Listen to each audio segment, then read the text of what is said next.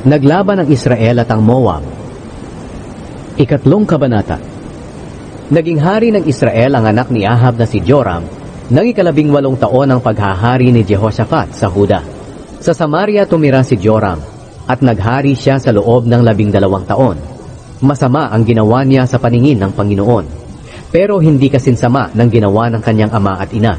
Ipinagiba niya ang ala-alang bato na ipinatayo ng kanyang ama sa pagpaparangal kay Baal. Pero ginawa rin niya ang mga kasalanang ginawa ni Jeroboam na anak ni Nebat. At ito ang naging dahilan ng pagkakasala ng mga taga-Israel. Hindi niya tinalikuran ang mga kasalanang ito. Si Haring Mesya ng Moab ay nag-aalaga ng mga tupa. Taon-taon ay nagbibigay siya sa hari ng Israel ng 100,000 batang tupa at balahibo ng 100,000 lalaking tupa, dahil sakop ng Israel ang bansa nila.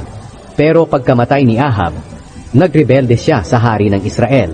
Nang panahong iyon, tinipon ni Joram ang buong Israel at umalis sila sa Samaria para lusubin ang Moab. Nagpadala siya ng ganitong mensahe kay Haring Jehoshaphat ng Huda. Nagrebelde sa akin ang hari ng Moab. Sasama ka ba sa akin para makipaglaban sa kanila? Sumagot si Jehoshaphat, Oo, sasama ako sa iyo.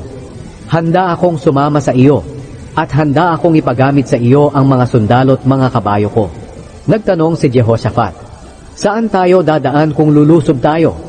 Sumagot si Joram, Sa ilang ng Edom. Kaya lumakad ang hari ng Israel, ang hari ng Huda, at ang hari ng Edom. Pagkatapos ng 7 araw nilang paglalakad, naubusan ng tubig ang mga sundalo at ang mga hayop nila. Sinabi ng hari ng Israel, Ano ang gagawin natin? Ipinatawag ba tayong 3 ng Panginoon para ibigay lang sa kamay ng hari ng Moab? Kaya nagtanong si Jehoshaphat, Wala bang propeta ng Panginoon dito para makapagtanong tayo sa Panginoon sa pamamagitan niya?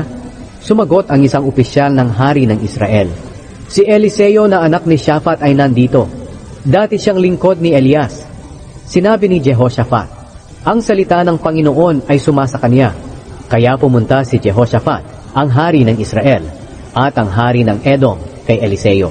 Sinabi ni Eliseo sa hari ng Israel, Ano ang pakialam natin sa isa't isa?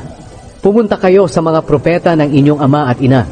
Sinabi ng hari ng Israel, Hindi, dahil ang Panginoon ang nagdala sa aming 3 upang ibigay lang sa kamay ng mga Moabita. Sinabi ni Eliseo, Nagsasabi ako ng katotohanan sa presensya ng buhay at makapangyarihang Panginoon na aking pinaglilingkuran, na hindi kita papansinin, kung hindi lang dahil sa paggalang ko kay Haring Jehoshaphat ng Huda. Ngayon, dalhan niyo ako ng taong marunong tumugtog ng alpa. Habang pinapatugtog ang alpa, napuspos ng kapangyarihan ng Panginoon si Eliseo. At sinabi niya, Sinabi ng Panginoon na magkakaroon ng maraming tubig sa lambak na ito. Kahit na walang ulan o hangin, mapupuno pa rin ng tubig ang lambak na ito. At makakainom kayo, at ang inyong mga baka, at ang iba pa ninyong mga hayop. Madali lang ang bagay na ito para sa Panginoon. Ibibigay din niya ang Moab sa inyong mga kamay. Pupuksain ninyo ang bawat napapadirang lungsod at pangunahing bayan nila. Puputulin ninyo ang magaganda nilang puno.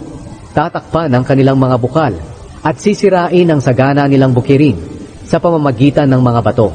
Kinaumagahan, sa oras ng paghahandog, umagos ang tubig mula sa Edom, at napuno ng tubig ang lupa.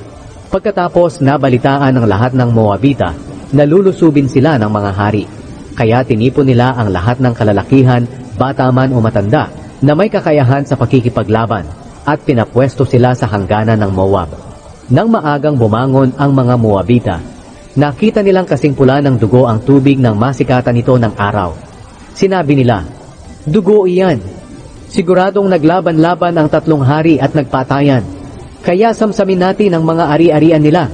Pero pagdating ng mga Moabita sa kampo ng Israel, lumabas ang mga Israelita at nilusob sila hanggang sa sila'y magsitakas. Sinalakay nila ang lupain ng mga Moabita at pinagpapatay sila. Winasak nila ang mga bayan. Hinagisan ng mga bato ang bawat magagandang bukirin hanggang sa ito'y matabunan. Pinagtatakpan nila ang mga bukal at pinagpuputol ang magagandang puno. Ang Kir-Hareset na lang ang natira, pero pinalibutan din sila ng mga lalaking may dalang tirador at nilusob. Nang makita ng hari ng Moab na natatalo na sila sa labanan, dinala niya ang 700 tao na may mga espada para hawiin ang mga sundalo ng hari ng Edom at makatakas. Pero nabigo sila. Kaya kinuha niya ang panganay niyang anak na papalit sana sa kanya bilang hari at inialay niya ito sa may pader bilang handog na sinusunog. Dahil sa sobrang galit laban sa Israel, pinabayaan na lang nila ang hari ng Moab at umuwi sila sa lupain nila.